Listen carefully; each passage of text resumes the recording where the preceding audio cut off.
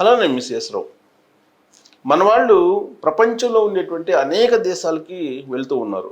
వాళ్ళ శక్తి సామర్థ్యాలు, వాళ్ళకు ఉన్నటువంటి విద్యార్హతలు, వాళ్ళకు ఉన్నటువంటి టాలెంట్ని బేస్ చేసుకొని ఏ కంట్రీకి వెళ్ళాలనుకుంటే ఆ కంట్రీకి వెళ్తూ ఉన్నారు, స్థిరపడుతూ ఉన్నారు, గౌరవంగా అక్కడ జీవనం సాగిస్తూ ఉన్నారు.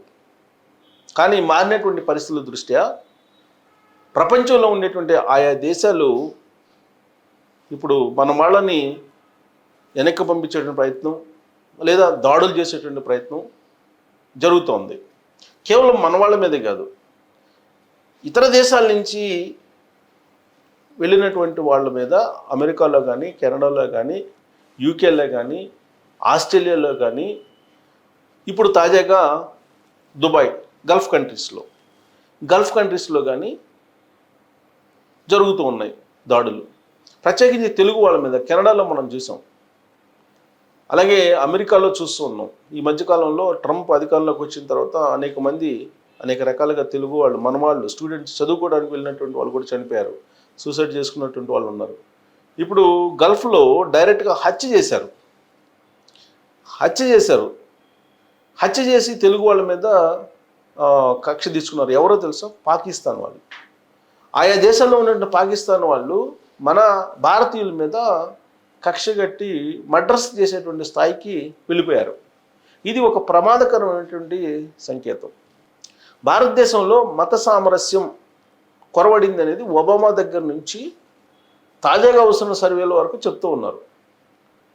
బట్ భారతదేశంలో భిన్నత్వంలో ఏకత్వం అనేది మొదటి నుంచి ఉండేది అభిప్రాయం. కానీ మారినటువంటి పరిస్థితుల దృష్ట్యా ఇప్పుడు మైనారిటీల పట్ల వివక్ష చూపుతున్నారు, మైనారిటీలు జీవించే పరిస్థితి లేదు భారతదేశంలో అనేటువంటి ఒక అపవాదుని ప్రపంచవ్యాప్తంగా ప్రచారం చేస్తూ ఉన్నారు అనేక మంది, అనేక రూపాల్లో. బహుశా దాని పర్యవసానమో ఏమో, కానీ మన వాళ్ళని ఆయా దేశాల్లో హత్య చేసేటువంటి స్థాయికి వెళ్ళిపోయింది. ప్రత్యేకించి గల్ఫ్ దేశాలకు వెళ్ళేటువంటి వాళ్ళు స్కిల్డ్ పీపుల్ అయితే ఉండరు, ఎక్కువగా నాన్ స్కిల్ పీపుల్ వెళ్తూ ఉంటారు. అమెరికా, కెనడా, ఆస్ట్రేలియా ఇక్కడికి వెళ్ళేటువంటి వాళ్ళు ఎక్కువగా మేధో సంపత్తితోటి స్టెమ్ కోర్సులు చేస్తూ అక్కడ స్థిరపడటానికి వెళ్తూ ఉంటారు. వాళ్ళకేం పెద్ద ఇబ్బంది ఉండదు, వాళ్ళకి పెద్దగా ఇబ్బందులు ఉండకపోవచ్చు.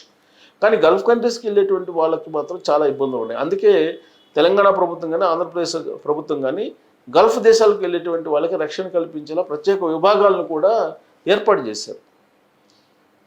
అయినప్పటికీ కూడా వాళ్ళ మీద దారుణాలు ఆగట్లేదు. తాజాగా జరిగినటువంటి దారుణం కనుక మనం అబ్జర్వ్ చేస్తే, పాకిస్తాన్ వాళ్ళు మన వాళ్ళని, ప్రత్యేకించి తెలుగు వాళ్ళని హత్య చేయడం అనేది కలకలం రేపుతుంది. ఏంటి ఆ న్యూస్ అంటే, మనం అన్ని వెబ్సైట్లో వచ్చింది, తెలుగు వెబ్సైట్లో అలాగే ఇంగ్లీష్ వెబ్సైట్లో కూడా వచ్చింది, చూద్దాం. దుబాయ్లో ఒక విషాదకరమైనటువంటి ఘటన చోటు చేస్తుంది. ఒక పాకిస్తానీ వ్యక్తి 2 తెలంగాణ రాష్ట్రానికి చెందిన వారిని దారుణంగా నరికి చంపగా మరో 2పై దాడి చేసి తీవ్రంగా గాయపరిచాడు.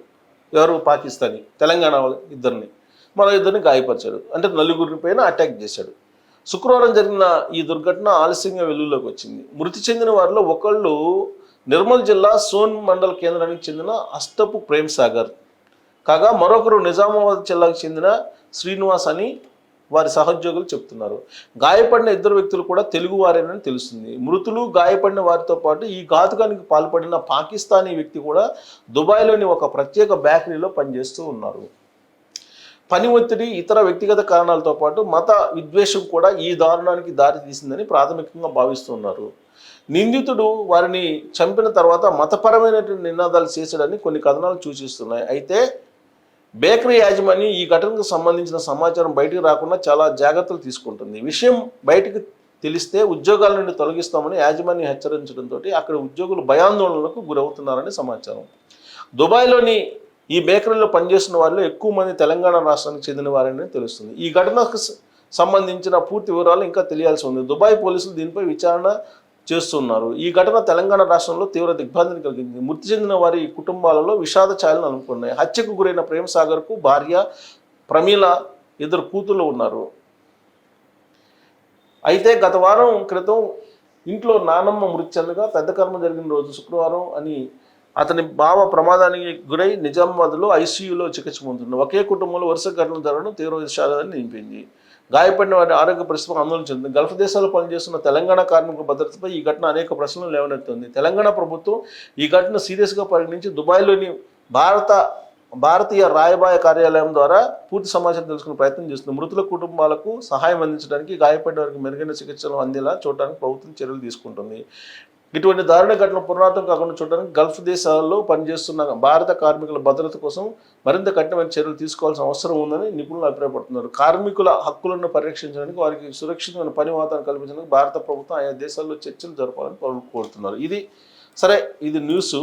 అయితే ఇక్కడ దుబాయ్లో పనిచేస్తున్నారు ఎక్కువ మంది తెలంగాణ నుంచి వెళ్తూ ఉంటారు. ఈ మధ్యకాలంలో తెలంగాణ సంబంధించినటువంటి కొంతమంది అక్కడ పెట్టుబడులు పెట్టారు. అక్కడ ఉండేటువంటి కంపెనీల్లో పెట్టుబడులు పెట్టి అక్కడ వ్యాపారాలు నిర్వహిస్తున్నారు. ఈ మధ్యకాలంలో ఒక అతను చనిపోయాడు కూడా. అక్కడ రియల్ ఎస్టేట్ వ్యాపారం చేస్తూ ఒక అతను చనిపోయాడు.